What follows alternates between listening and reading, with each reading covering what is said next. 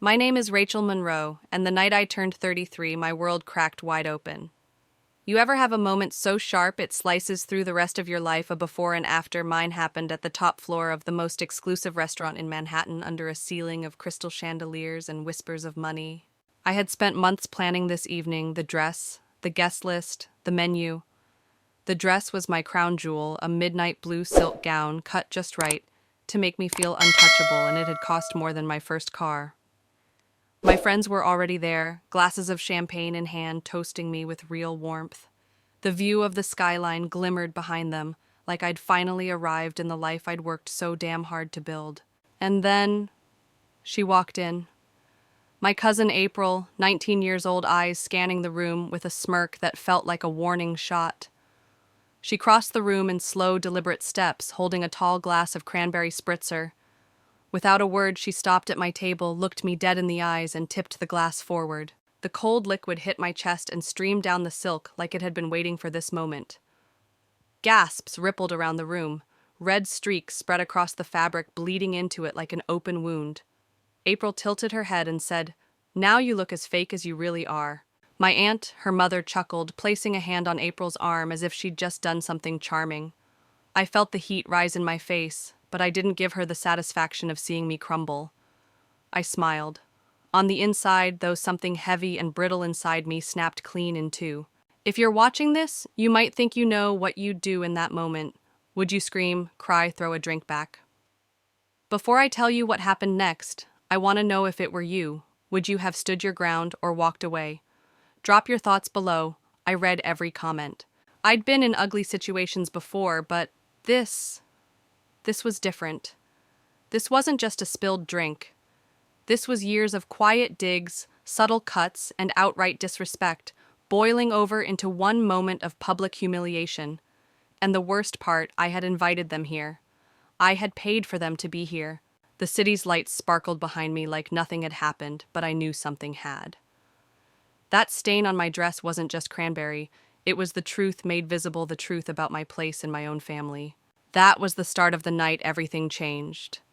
And as I sat there in a silk gown ruined by someone I'd spent years helping, I realized the real story wasn't about a dress. It was about how much I'd been willing to lose just to keep people who didn't respect me close. I didn't know it yet, but this was going to be the last night I ever played the role they'd written for me. This was the moment I started rewriting it myself. Growing up, I was always the steady one, the responsible child, the fixer. My Aunt Marlene, April's mom, called me the little adult before I even hit middle school. I was the kid who did her homework without being told, who packed her own lunches, who could be trusted to babysit younger cousins at family cookouts, while the grown-ups disappeared into the kitchen. My own parents divorced when I was 12, and after that, our family tree tangled into something messy. Aunt Marlene became the gravitational center for most gatherings, and that meant I spent countless weekends in her orbit. Her daughter April, only 3 years younger than me, was the center of her universe, a sun everyone else revolved around, even if we got burned. From the start, the comparisons weren't just casual, they were constant. April got praised for trying even when she quit halfway through a piano recital. I played my piece flawlessly, and all I got was a distracted nice job before everyone rushed to console April over a missed note. April bombed her math finals. She's just not a numbers person. I aced mine. Rachel's lucky she got the smart genes. Luck apparently was my superpower, not effort, not hours of work, not the nights I studied while April snuck out to meet her friends. By the time we were in high school, the roles had hardened like concrete. April was fun, carefree, full of life. I was reliable, practical good in a pinch.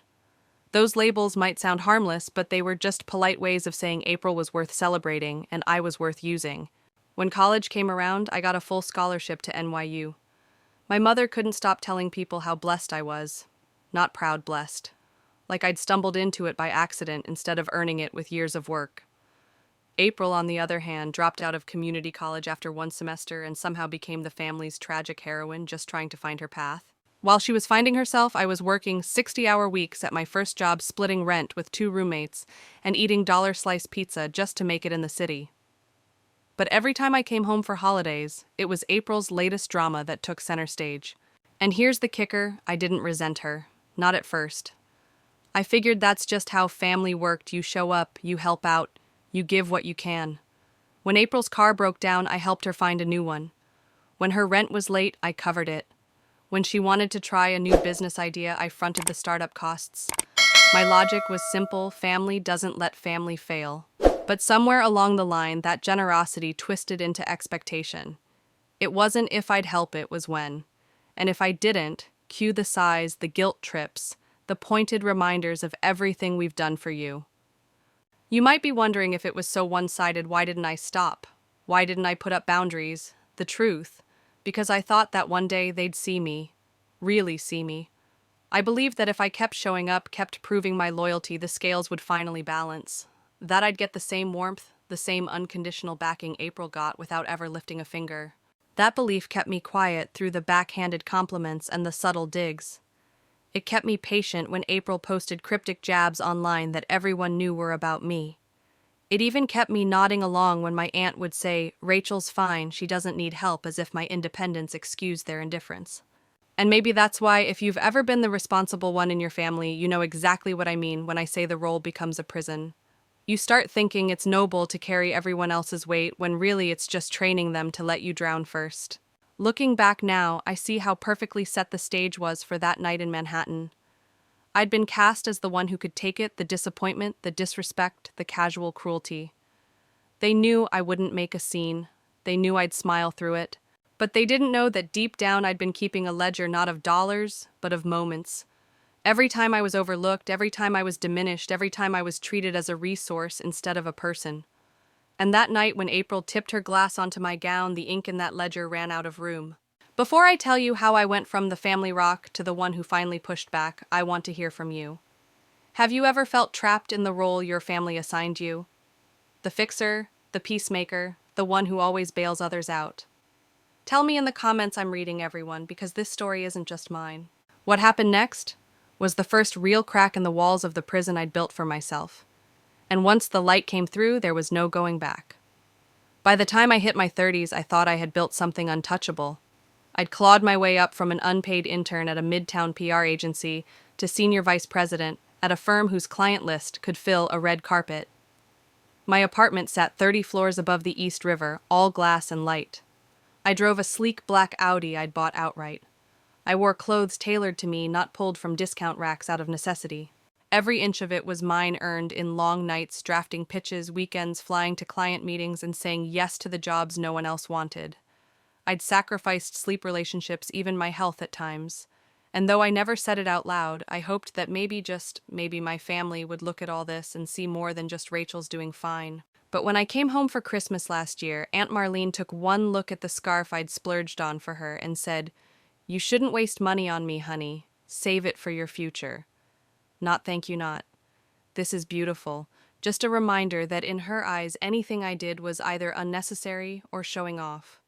April, meanwhile, unwrapped the iPad her mother bought with my emergency loan and got a full family photo session out of it. Everyone gathered around to see her open it. I told myself it didn't matter, that it wasn't about credit. But deep down, it stung.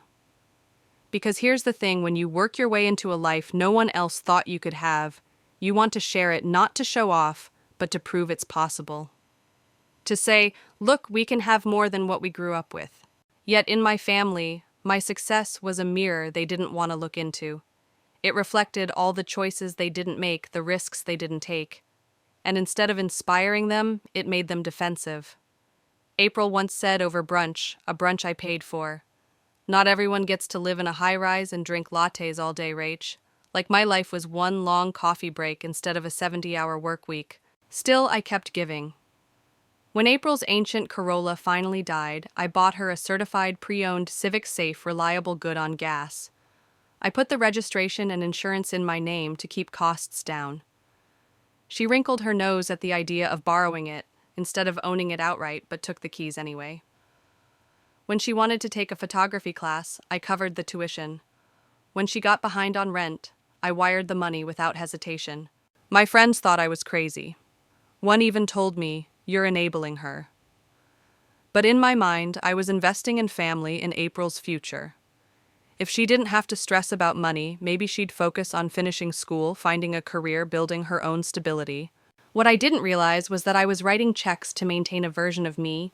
My family preferred the dependable one, the safety net, the quiet benefactor who didn't ask for anything back. Then came the promotion. 2 months before my 33rd birthday, I was offered a spot on the executive board, the youngest in the firm's history. The salary bump was staggering. That night, I called my mom thinking she'd finally have a reason to beam when she talked about me. She said, "That's nice, honey. Did I tell you April's thinking about applying for a job at that new boutique? It's such a big step for her." It hit me harder than I wanted to admit. I could hit every milestone, and somehow April's smallest move would still be the headline. So when my birthday approached, I decided to take control of the narrative.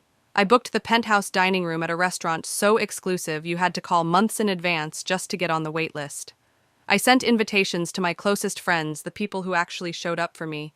And yes, I invited my family too. Not out of obligation, but because some part of me still wanted them to see. The menu was a 5-course tasting with wine pairings. I ordered custom place cards. I chose a deep blue color scheme to match my dress. I arranged for a live jazz trio to play softly in the background. Every detail was a reflection of what I'd built, of who I'd become.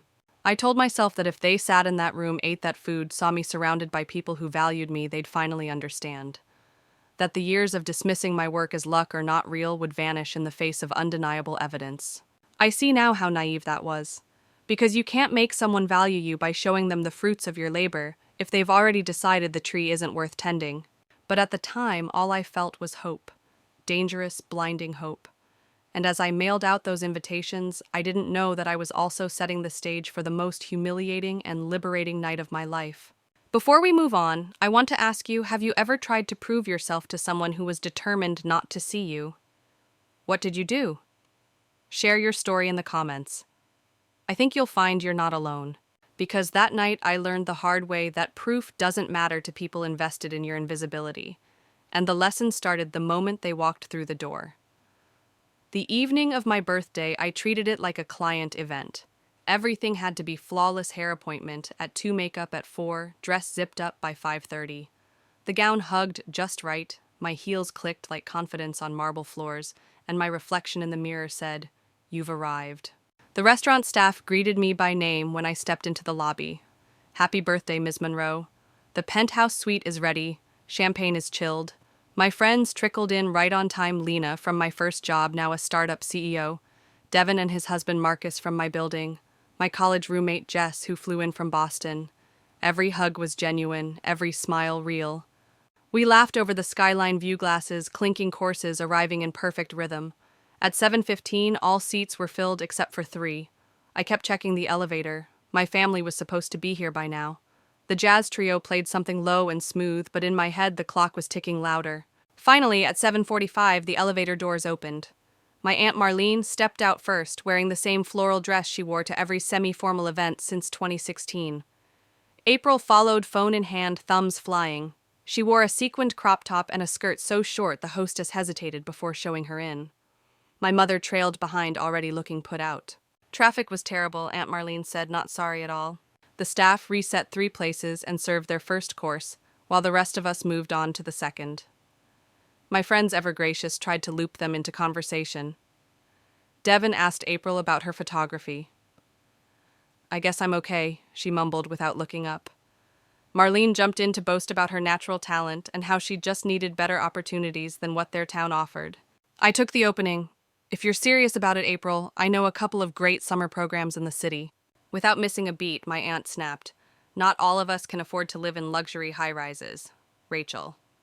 The table went still. Jess shot me a look, the kind that says, "You okay?" I gave a tiny shake of my head. "Not now." The contrast between my 2 worlds only sharpened as the night went on.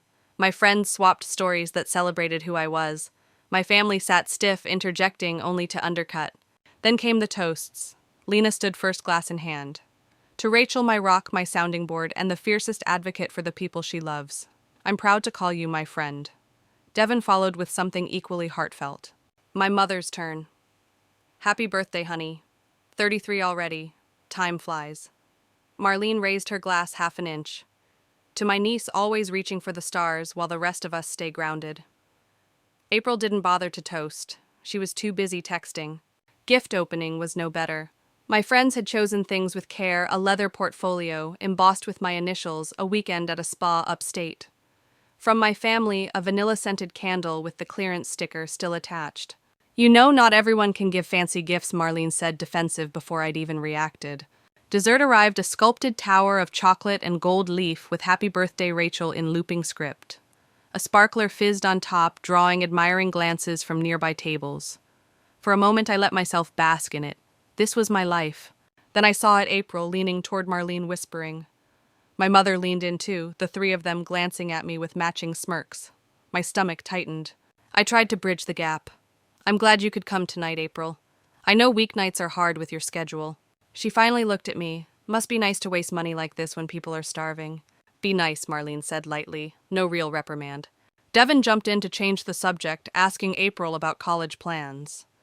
I mentioned gently that I'd been saving for her education since she was little enough for community college, maybe more, with scholarships.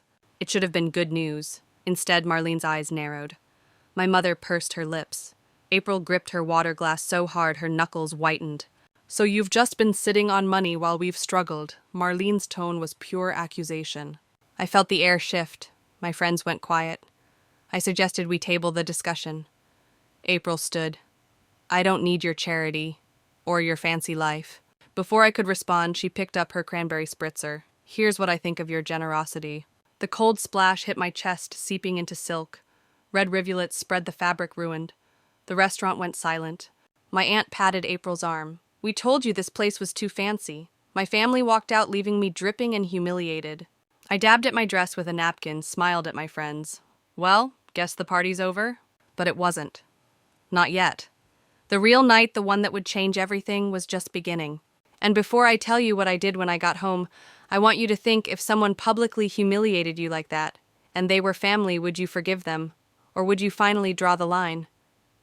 Let me know in the comments, because the line I drew that night still stands today. I didn't sleep that night. I lay there in the dark, staring at the ceiling, while the smell of cranberry still lingered on my skin, even after a long shower. Every time I closed my eyes, I saw April's smirk, my mother's silent approval, my aunt's smug little pat on her shoulder. It wasn't just the drink. It was years of little cuts finally bleeding out all at once. Around 3 a.m., I sat at my kitchen counter with a mug of coffee gone cold, scrolling through old messages. There it was, every unreturned text, every sorry can't make it to events that mattered to me every time they'd shown up late or not at all. I had bent over backward to make space for them in my life, to lift them up when they stumbled, to extend invitations they never valued. And last night they didn't just decline my effort, they stomped on it in front of everyone I loved. I thought about the faces at my table. Devin had reached for my hand under the tablecloth when April threw the drink. Jess had already started blotting my dress before I could react. They weren't blood, but they were my family. And the people I shared DNA with, they'd chosen to be something else entirely. By sunrise, I had a plan. Not revenge, I told myself that anyway, but something cleaner. I was done giving them the power to make me small. If they wanted me out of their orbit, I'd give them their wish. That morning, I pulled out my phone and drafted a group text. Short, polite, impossible to twist into drama. After last night, I think it's best we spend some time apart. I wish you well. I hovered over send. My thumb trembled, but I pressed down. The little whoosh sound felt like the air clearing in my lungs. Within minutes, the replies started. Aunt Marlene. So you're cutting off your own family over a drink spill. Pathetic. April. Whatever. Don't need you. My mother didn't text. She called.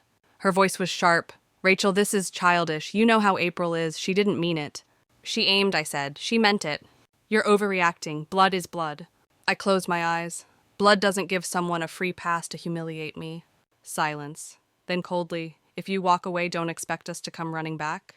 I'm not expecting anything, I said, and ended the call. For the rest of the week, I kept my head down. Work was busy, which helped. But in the quiet moments, brushing my teeth at night, waiting for the elevator, I felt the old tug.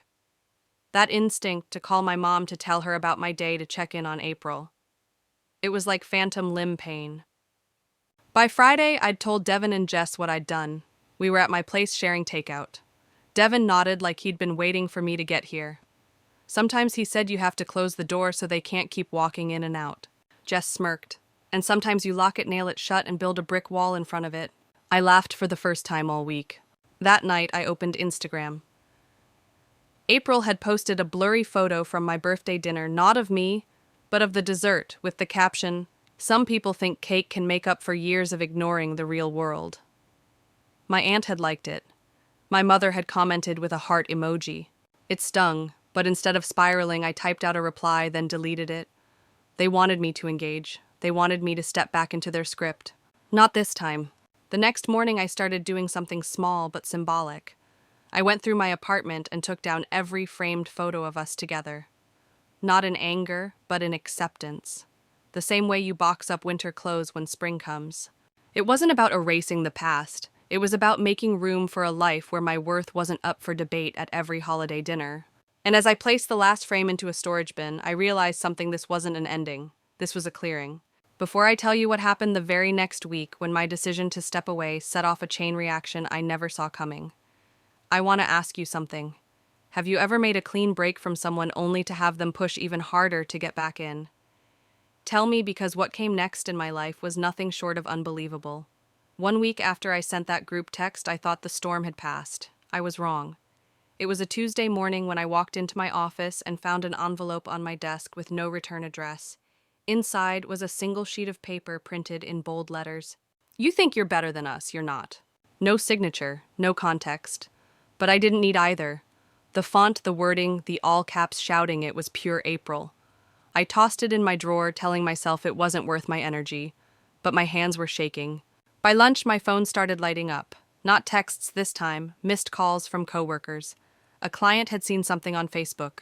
I opened the app, and there it was, a post from Aunt Marlene, a long, dripping paragraph about how some people in the family forget where they came from and how money doesn't buy class. It didn't name me, but the comments section made it obvious. It was like watching a match hit gasoline. People I hadn't spoken to in years jumped in, adding their own stories, twisted versions of the truth, all designed to make me look selfish, cold, ungrateful. My mother didn't defend me. She clicked like. That night, I sat on my couch with Devin and Jess, reading it all aloud until my voice broke. Devin took my phone gently out of my hand. "Stop feeding yourself poison," he said. Jess added, "This is exactly why you cut them off. They can't reach you, so they're trying to pull you back in." She was right, but there was something more.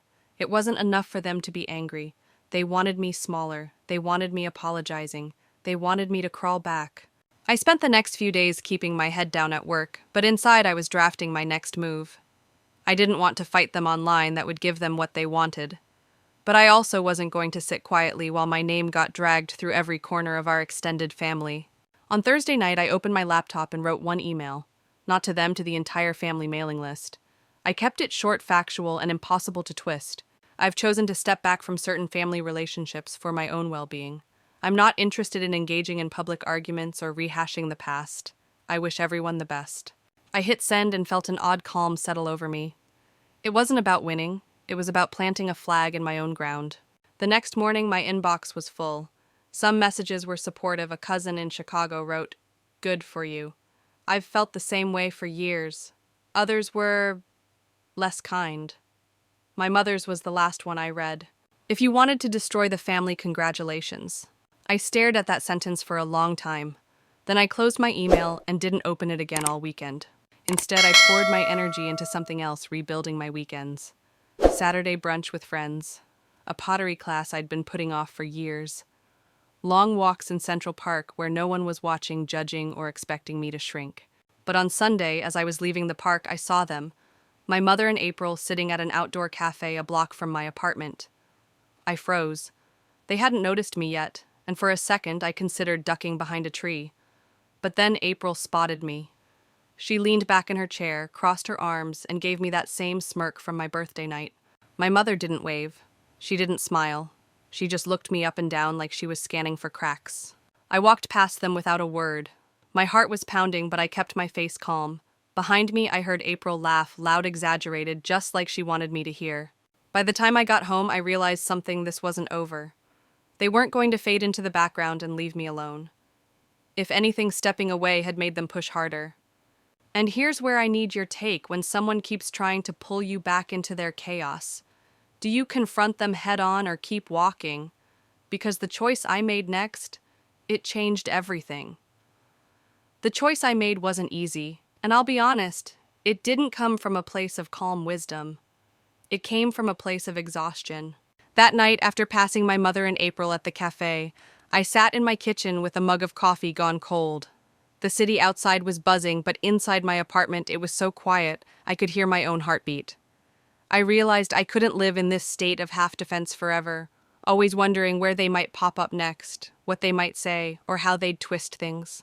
So I decided to confront it, not through a screaming match, not through a public post, but face-to-face on my terms. The next morning I called my mother.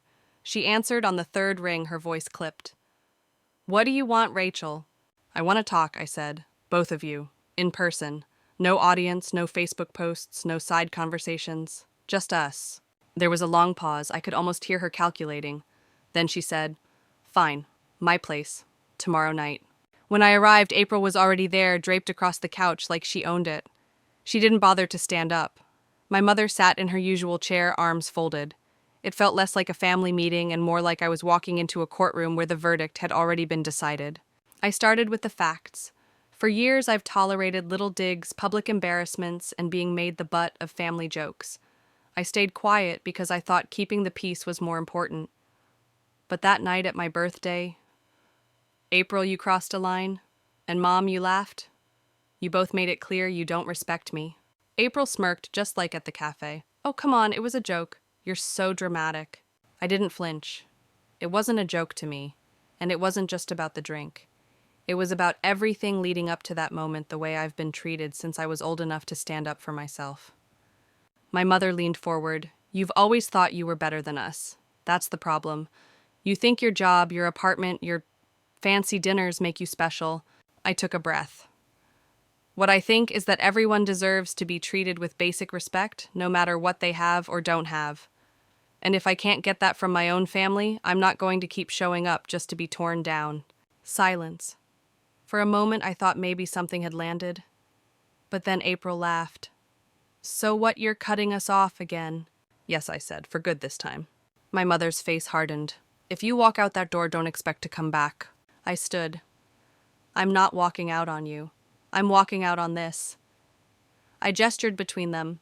The games, the humiliation, the need to make someone else small, just to feel big. I hope one day you'll want more than that. But until then, I'm done. I left without looking back. On the subway home, I felt a strange mix of grief and relief. It was like ending a bad relationship you mourn, what you hoped it could have been, even while you know you're better off without it. That night I journaled until my hand cramped. I wrote about the years of biting my tongue, about the guilt that always came after standing up for myself, and about the freedom I felt now, even in the sadness. I also wrote a note to my future self: when they try to pull you back in, and they will remember this feeling, remember why you left. 2 weeks later, the first test came. An email from my aunt saying my grandmother's 85th birthday party was coming up, and it would mean a lot if I came. There was no apology, no acknowledgement of what had happened, just an invitation into the same dynamic I'd just walked away from. I hovered over the reply button for a long time. Part of me wanted to go to see my grandmother to prove I wasn't the villain in their story, but I knew that showing up would undo everything I'd just built. I closed the email without responding, and for the first time in years I didn't feel the need to explain myself. What I didn't know then was that my absence from that party would set off the biggest ripple yet, and lead to the moment that tested every ounce of resolve I had. I thought cutting contact would buy me peace. For a few weeks it almost did. My days felt lighter, my evenings quieter. I stopped checking my phone every 5 minutes, bracing for the next sarcastic text or passive-aggressive comment on social media. I started sleeping better, eating better, even laughing more. But peace, it turned out, wasn't something my family was willing to let me have without a fight. It started with small things. A mutual friend mentioned that my mother had been worried about me telling people I was going through some kind of breakdown after my birthday. Then April posted a photo from my grandmother's party, tagging it. Some people can't handle family love with a laughing emoji. I ignored it. I told myself that silence was the strongest answer. But then the phone calls started. Unknown numbers. Late at night. I'd answer and the line would go dead.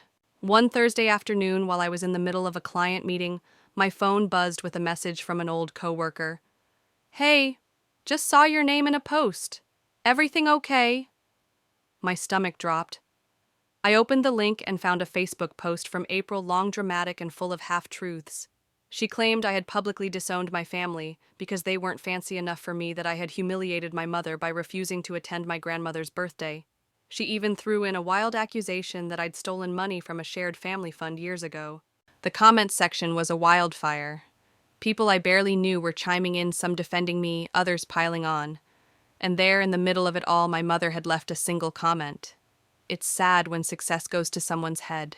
My hands shook as I scrolled. My first instinct was to respond, to lay out every ugly detail of what they had done, to post photos, receipts, anything to prove the truth.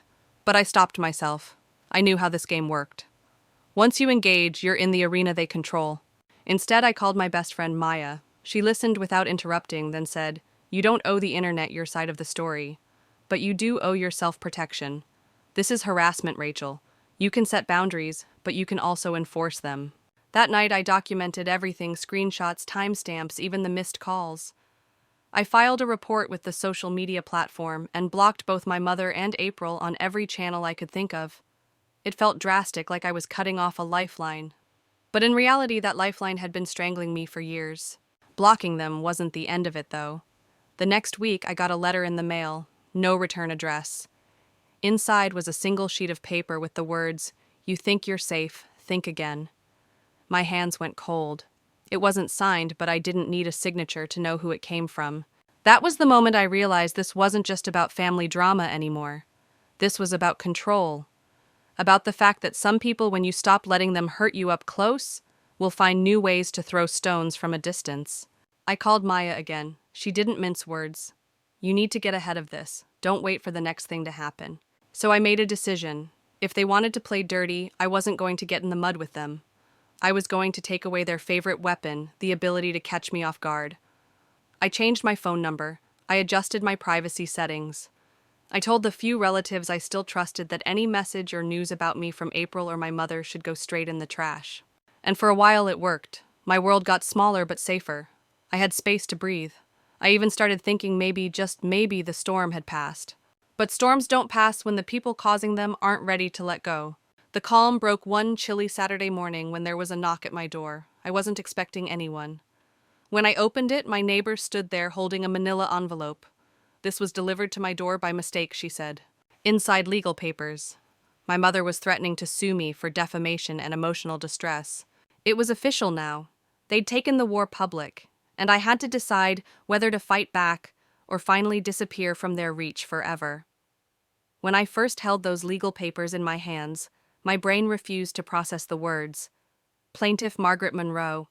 Defendant Rachel Monroe. My own mother had filed a lawsuit against me.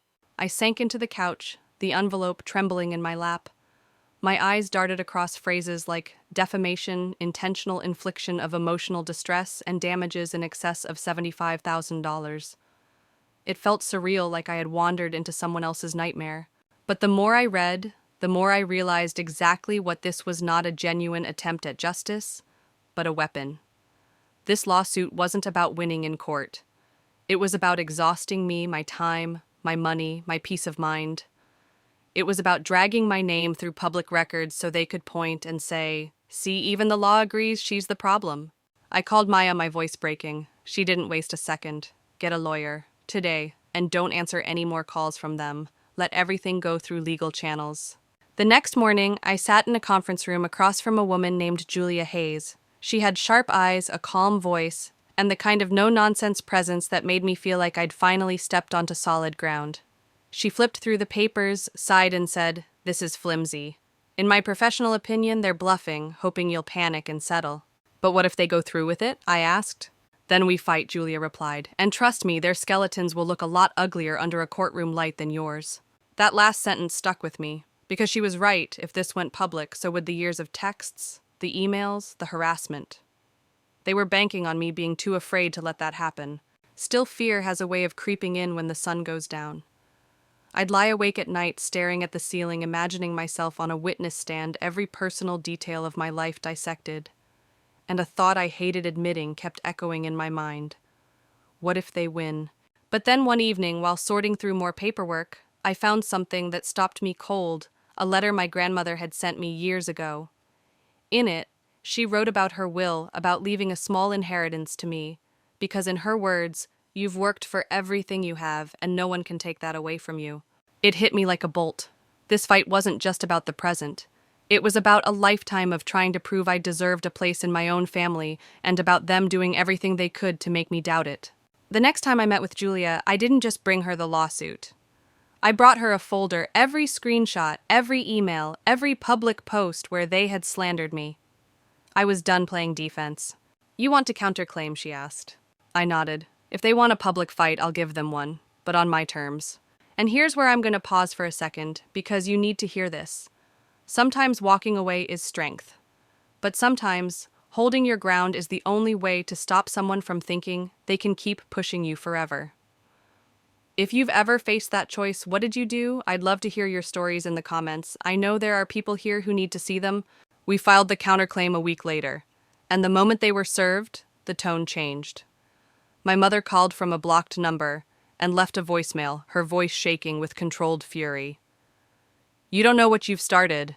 She was wrong. I knew exactly what I'd started, and I knew it was far from over.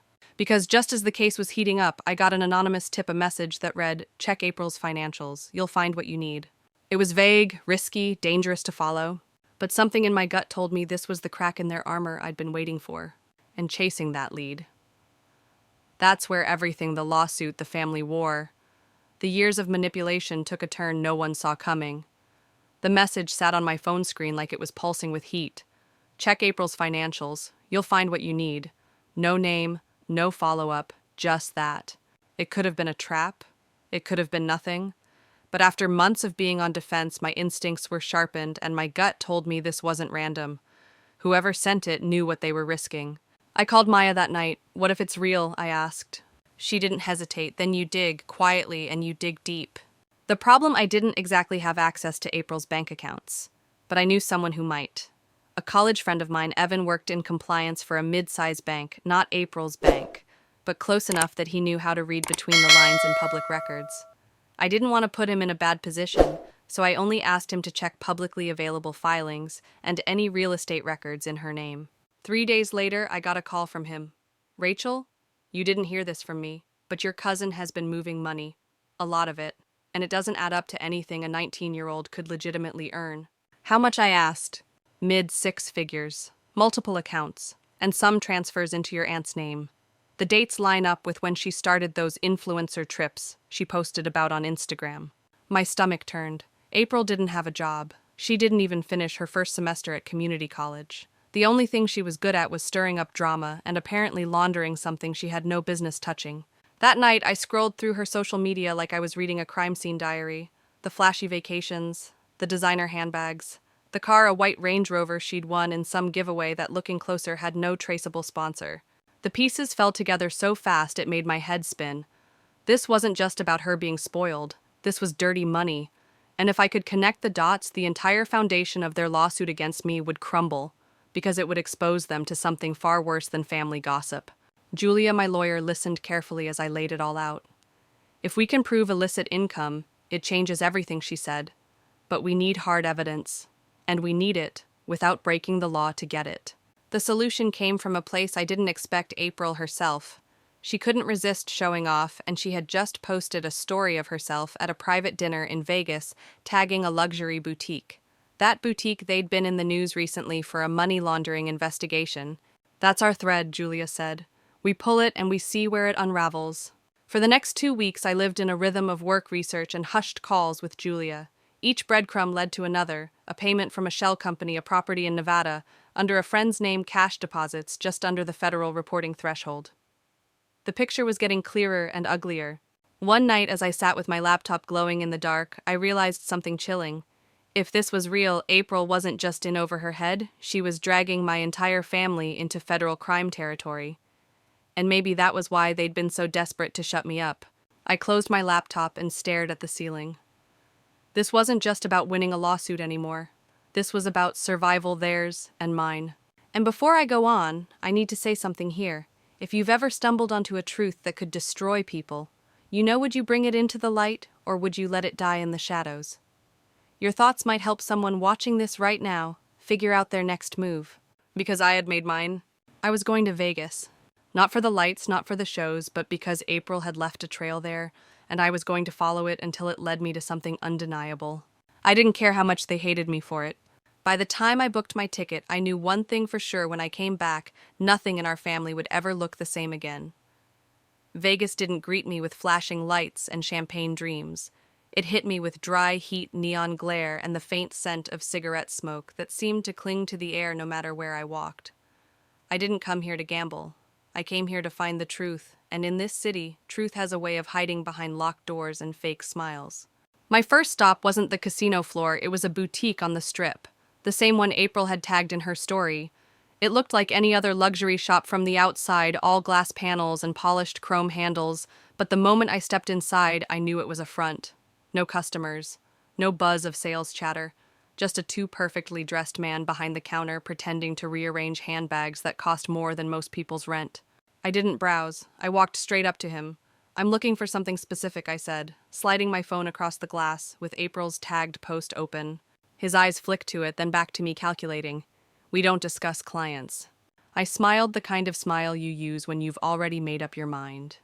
You might want to, considering she's 19 and somehow walking around in your top-tier stock. I'm sure the federal agents looking into this place would love to know how that happened. The smile vanished. He reached under the counter, pulled out a business card, and slid it toward me. "Call this number, tonight, after midnight." I didn't get a chance to ask anything else because two men in suits appeared from a back door and walked me out without touching me, the Vegas version of a polite threat. By midnight, I was in a dive bar 2 blocks from the Strip, nursing a watered-down gin and tonic. My phone buzzed right on schedule. The voice on the other end was low, steady, and careful. "You're not the first person looking for her. But if you're smart, you'll be the last." "Not an option," I said. "I just need to know where the money's coming from." "Then listen carefully. There's a ledger. Paper, not digital. She thinks it's safe because no one keeps things on paper anymore. It's in a safe at the Bella Vista penthouse. The name on the lease isn't hers, but she's there almost every week." The line went dead. The Bella Vista wasn't just expensive, it was fortress-level secure. But I had one advantage: April was careless. Her own social media had already given me her schedule. She'd be at a club until 3 a.m., which gave me a narrow window. Getting in was easier than I expected, a smile to the concierge, a casual, "I'm with April," while holding a designer shopping bag, and I was in the elevator before he could second-guess himself. The penthouse was silent, the kind of silence that presses against your ears.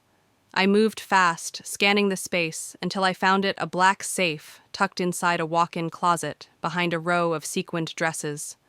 The combination wasn't taped to the door, but it might as well have been 4 digits that matched her birthday. Inside, there was no cash, no jewelry. Just a thick leather-bound ledger and a few unmarked envelopes. My hands shook as I opened it. Page after page of transactions, dates, amounts, initials. Some of them matched the shell companies Julia and I had already found. Others were bigger, dirtier, with notes like cash drop and split 3 ways. And there it was, a series of entries with April's initials next to my aunt's. 6 figures multiple times. All within the same months, they were dragging me through legal hell. I didn't have time to read it all. I snapped photos of every page, slipped the ledger back, and closed the safe. By the time I left, my heart was pounding so hard I could feel it in my throat. Walking back into the Vegas night, I knew I was holding a bomb, not a literal one, but something that could blow their world apart. Before I go further, I have to ask, if you uncovered proof that your own family was laundering money, would you use it to defend yourself, knowing it could land them in prison, or would you walk away to keep the peace? Think about it, because your answer says more about you than you think. I already knew mine. The next flight out of Vegas was at 6 a.m., and I was on it. My carry-on didn't hold much, just my phone, my passport, and the kind of evidence you can't unsee. When the plane took off, I looked out over the desert and realized something: this wasn't the end of the fight. This was the point where I stopped playing defense entirely. I was coming home to end it. The morning I landed back in Chicago, the air felt heavier. Not in the physical sense, but in the way you know a storm is coming, even if the sky is clear. My backpack pressed into my shoulders, the weight of the ledger's photos inside my phone like a loaded weapon I wasn't sure the law was ready to handle. I didn't go home. Not yet. I went straight to Julia's office, the one place I knew was safe from wandering eyes and family moles. She was already at her desk, coffee in hand, when I walked in. "You look like you haven't slept in days," she said. "I haven't, but I found it." Her eyebrows lifted. "Found what?" I didn't answer. Instead, I handed her my phone, scrolling to the photo album I'd titled "The Evidence." She tapped through the pictures in silence, her expression changing from curiosity to disbelief to something that looked a lot like fury. "This," she finally said, her voice low, "isn't just bad for them.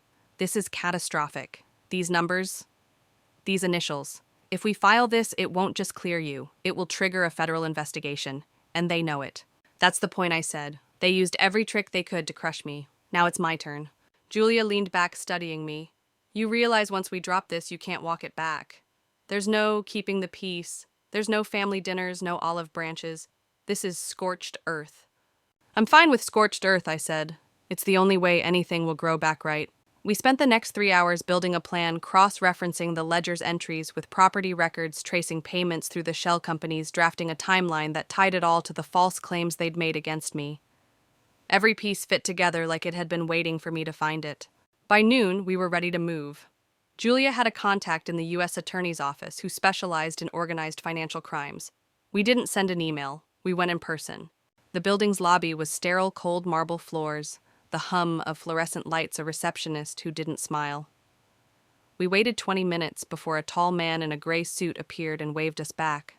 His name was Agent Price, and his handshake was firm but quick, like he'd already decided he was either going to help me or bury me. Julia did most of the talking, walking him through the evidence. He didn't interrupt. He didn't even blink. When she was done, he took the phone from my hand and scrolled through the photos himself. Finally, he looked up at me. "You're certain this ledger is real?" "I've seen it with my own eyes," I said, "and I know exactly where it's kept." "Good," he said, "because if this is what it looks like, we're going to need more than photos. We're going to need the physical book, and when we move on, things will happen fast. You ready for that?" "Ready." The truth was, I wasn't sure anyone's ready for their life to detonate. But I also knew I was done being the one hiding from the blast. "Yes," I said. He nodded. "Then don't talk to anyone. Don't warn anyone. We'll be in touch." We left the building without saying much. The silence between Julia and me wasn't awkward. It was the kind of silence that happens when two people know the next steps could change everything. Back in her office, I finally exhaled. They're going to come for me when they realize what I've done. Julia met my eyes, "Then we make sure you're standing when they do. Before I go on, I want you to imagine this was you. You're holding the kind of evidence that could free you but destroy people you share blood with. Would you pull the trigger, or would you find a way to let it go? Drop your thoughts below. I'm curious how many would actually do what they say." That night, I went home for the first time in weeks. My apartment felt smaller, quieter, like it had been waiting for me to return. I locked every door, set my phone on the table, and stared at it like it might ring with the sound of war. It didn't ring that night, or the next, but I knew the call was coming, and when it did, I'd be ready to answer. The call came at 5:42 a.m., the kind of hour when your body knows something's wrong before your brain even wakes up. My phone buzzed once, twice, then stopped. The screen showed a single word: Price. I sat up in bed, the room still dim with pre-dawn gray. My chest tightened. I answered. "It's happening." Agent Price said, no greeting. "We have a warrant. You have 30 minutes to get to the safe rendezvous point. And Rachel." He paused, and in that pause, I heard the shift in the air, the tightening of the rope I'd been walking. "Your family knows." The words landed like a punch. How I asked. "Doesn't matter, just move." I didn't ask any more questions. I grabbed my go bag, the one I'd packed weeks ago just in case, and locked the apartment door behind me. The hallway felt longer than usual, every step echoing with the knowledge that someone could already be on their way. The city was still half asleep. Streetlights flickered on wet pavement, the air sharp with the smell of rain that hadn't fallen yet. I kept my head down, moving fast, blending with the few commuters and joggers. The rendezvous point was an old coffee shop near Union Station, a place that smelled like burnt espresso and worn leather chairs. Price was already there, his suit slightly wrinkled, a laptop open in front of him. "We're rolling on the estate in 10, he said without looking up. You're staying here. Witness protection protocols start now. Witness protection. The words felt too big, too final. But before I could process them, the bell above the shop door chimed and my stomach dropped. Standing in the doorway, framed by the cold morning light, was my cousin Dean. Except this wasn't the Dean I remembered from childhood summers. This was Dean with the hardened face of someone who'd been sent. "Well, well," he said, his voice carrying across the quiet room. "Guess the rumors were true. You did go to the feds." Price stood, his body shifting between me and Dean. "Sir, you need to leave." Dean smirked, ignoring him. "You think you're safe here, Rachel. You think because you've got a badge in the room you can burn the whole family down. You have no idea what you've started." My hands curled into fists under the table. I wanted to scream to tell him they'd started it when they lied, when they set me up, when they made me the villain in my own life. But I didn't give him that satisfaction. Instead, I said, "Get out." For a moment I thought he might lunge, the tension was that thick. But then he chuckled a low, ugly sound and turned to leave. Just before the door shut behind him, he looked back and said, "You'll regret this." Price locked eyes with me. "They're rattled. That's good. Means the hit landed. But it also means you need to disappear until this is over." While the operation unfolded miles away, we sat in that coffee shop, Price's phone, lighting up with updates. First entry complete, then ledger secured. Finally, multiple arrests in progress. Each message was a small exhale, proof that all the nights I'd spent chasing this, all the fear I'd swallowed, had been worth it. But then came the last update: one suspect fled, believed heading toward target. My pulse spiked. Target means you, Price finished. He shut the laptop, his voice steady but urgent. "We're moving you now. You don't look back, you don't stop, and you don't contact anyone. Understand?" I nodded, even though every fiber of me wanted to run straight into the storm and finish it myself. As we left through the back door, Price leaned in. "This is the part in the movies where people think it's over. It's not. The hardest part is surviving long enough to see the ending. Before I take you into the next part, imagine someone you've known your whole life standing in that doorway looking at you like prey. Would you have stayed silent like I did? Or would you have unloaded every truth you'd been carrying? Tell me in the comments. I want to know how many of you would have fought right there." We slipped into an unmarked car, the city starting to stir behind us. My old life, my apartment, my routines. Even my name felt like it was dissolving in the rearview mirror. Somewhere out there, someone I used to call family was running toward me, and I had no idea if I'd see tomorrow. By the time we reached the safe house, the sun had fully risen, casting long gold streaks across the narrow street. The building itself looked unremarkable: chipped white paint, a crooked porch light, and a chain-link fence that had seen better decades, perfect for disappearing. Price ushered me inside, double-locking the door behind us. The air smelled faintly of dust and lemon cleaner, like a place that hadn't been lived in for months, but was scrubbed just enough for a guest. "You stay here," he said, his tone clipped. "Windows stay closed, curtains drawn. No calls, no texts. We'll have agents rotating outside in shifts." I nodded, my stomach too knotted for words. He handed me a prepaid phone, no contacts, no internet, just one programmed number. "Only answer if it's me." When he left, the silence felt heavier than the air. I wandered through the sparse rooms, a small kitchen with mismatched plates, a bedroom with a thin mattress, and a living room, where the only furniture was a couch facing a wall with no TV. It was supposed to feel safe. Instead, it felt like a waiting room for bad news. By early afternoon, the boredom began to settle in. I brewed weak coffee, flipped through a months-old magazine someone had left, and stared at the dust motes floating in the sunlight that snuck through a crack in the curtains. That's when I heard it, the faint crunch of gravel outside. At first, I thought it was one of the agents, but the shift wasn't due to change for another hour. I froze, listening. The crunch came again, slow, deliberate. My heart thudded against my ribs. I tiptoed to the window, careful not to move the curtain too far. Through the narrow gap, I saw a figure standing at the edge of the yard just beyond the fence. Dean. He wasn't moving toward the house, just standing there with his hands in his jacket pockets, head tilted like he was studying me through the thin barrier of fabric and glass. I stepped back, my pulse roaring in my ears. The prepaid phone felt like lead in my hand as I dialed Price's number. He answered on the first ring. "Talk to me." "He's here," I whispered. "Dean, outside." "Lock yourself in the back room. Do it now." I moved quickly, shoving the bedroom door shut and wedging a chair under the handle.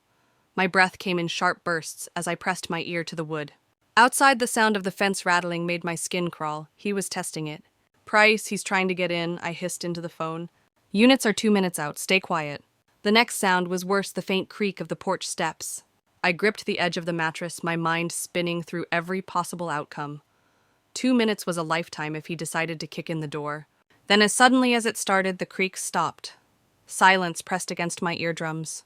Price, I don't hear him anymore, I whispered. Don't move until I say so.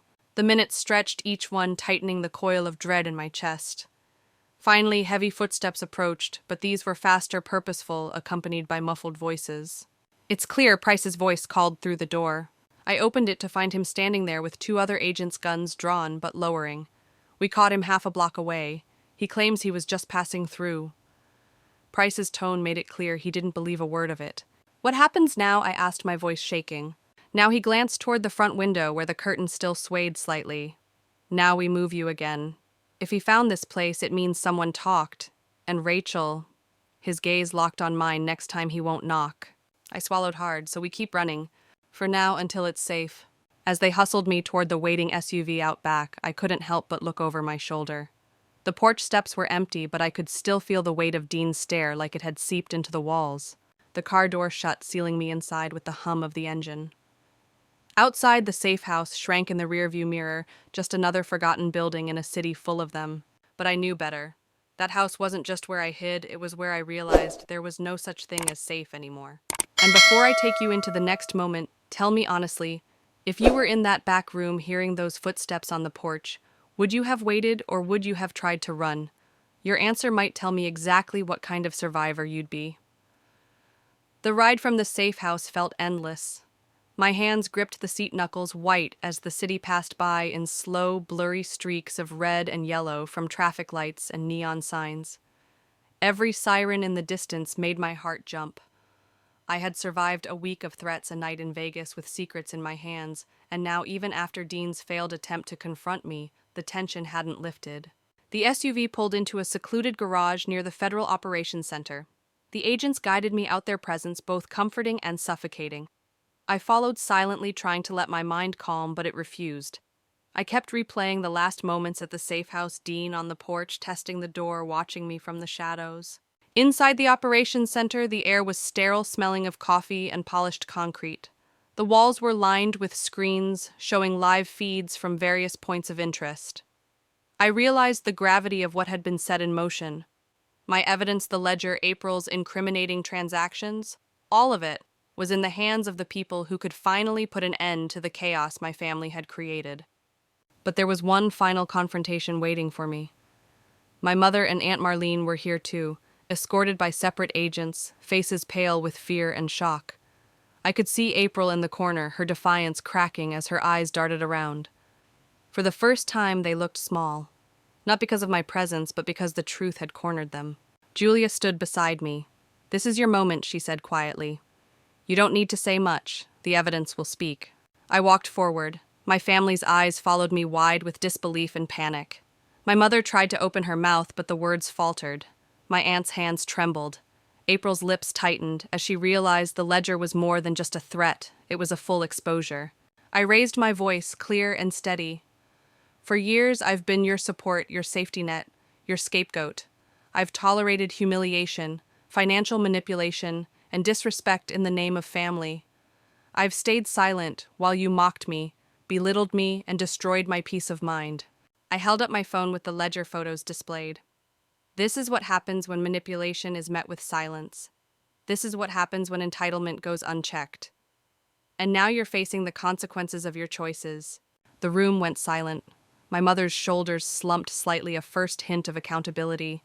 My aunt's jaw tightened, but she looked away, unable to challenge the undeniable truth.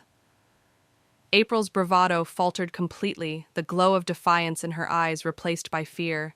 From this moment, I continued, "I am done enabling your behavior. I am done being the family ATM. I am done being the punching bag for your insecurities. You will now learn to navigate life on your own with respect as the baseline, not as a favor to me." A federal agent stepped forward, briefing them on the legal consequences of the evidence I had provided. I didn't have to say more. The ledger, the photos, and the documentation were irrefutable. The threat of investigation arrests and legal repercussions did all the talking. I turned to leave the room. Julia followed, placing a reassuring hand on my shoulder. I felt a weight lift from my chest, a freedom I had never known. Behind me, I could see them processing a combination of disbelief, anger, and I hoped the beginning of reflection. As I walked away, the cameras and agents ensured that nothing would go unnoticed. I had taken back control. For the first time in my life, my family's actions could no longer dictate my peace, my happiness, or my boundaries. I left the operations center with a clarity I had never experienced before. I knew this confrontation would forever change our family dynamic. I had not only defended myself, but had created a precedent, a standard of respect and accountability that they could not ignore. Before I close this chapter, I want you to consider this: standing up against manipulation and toxic entitlement is never easy. But sometimes the hardest confrontation leads to the most profound freedom.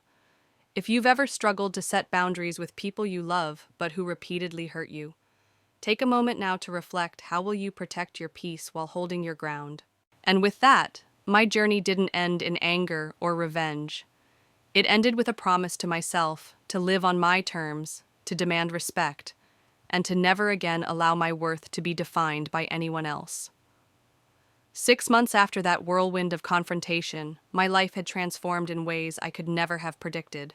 The once constant barrage of calls, texts, and social media attacks had stopped. Silence, initially uncomfortable, became a sanctuary. I began to rebuild not just my finances, but my emotional foundation. Each day, I practiced self-respect, making choices for myself rather than for the approval of others. April, now working a part-time job, started saving for her own independence, finally understanding the value of accountability. My Aunt Marlene had sought counseling and slowly began to reconcile her behavior, though not without struggle. My mother, after months of reflection, reached out with genuine attempts to communicate without manipulation. Each conversation was cautious, measured, but it was real.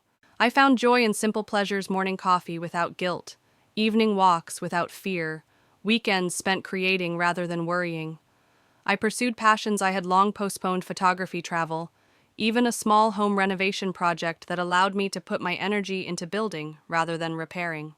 Family dinners became occasional and intentional, no longer obligations but choices. We shared meals in small, honest ways, acknowledging faults and celebrating achievements without competition or resentment. Trust, once broken, rebuilt slowly, but each step forward mattered. I realized the most powerful act of love is often saying no to destructive patterns. Protecting oneself is not selfish, it is necessary. By establishing boundaries, I had not only reclaimed my life, but also given my family the chance to grow beyond entitlement and dependency. For the first time, I felt whole, valued, respected, and free. My journey taught me that even the deepest family wounds can heal if courage, accountability, and clarity guide the way. And as I close this chapter, I carry the quiet confidence that my life is mine to live and my worth is undeniable.